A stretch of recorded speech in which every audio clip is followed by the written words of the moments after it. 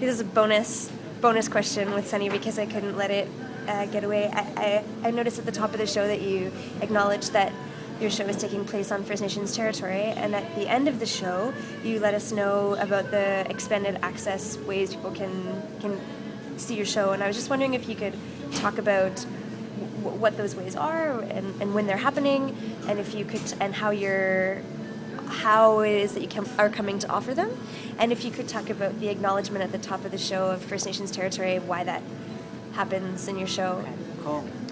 Well, I guess, I've been schooled in Australia by Indigenous Australian movements that, it's incredibly important to acknowledge, okay, where are we, whose country are we on, whose territory are we on, and, I think that, so that it's become kind of like a habit for me to do at any shows or workshops, etc.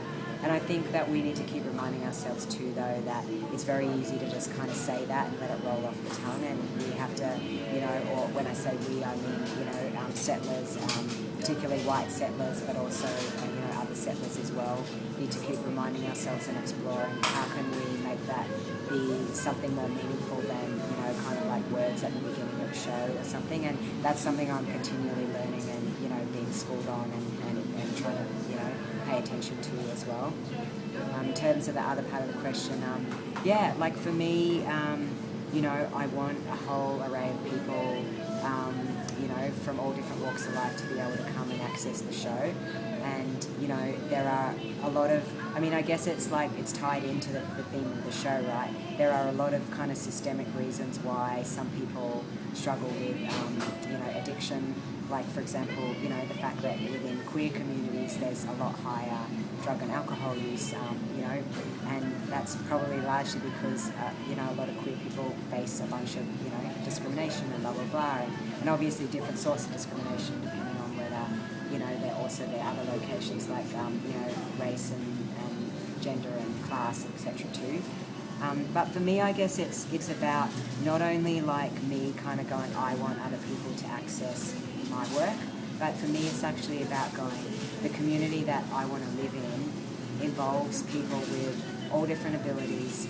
It involves centering deaf folks, it involves centering people with physical disabilities, centering people who are raised poor or working class, and so like that for me is the community I want to live in. And it's like, in order to have this conversation, because I see my show as a conversation, it's not just me getting up and going blah, blah, blah, blah.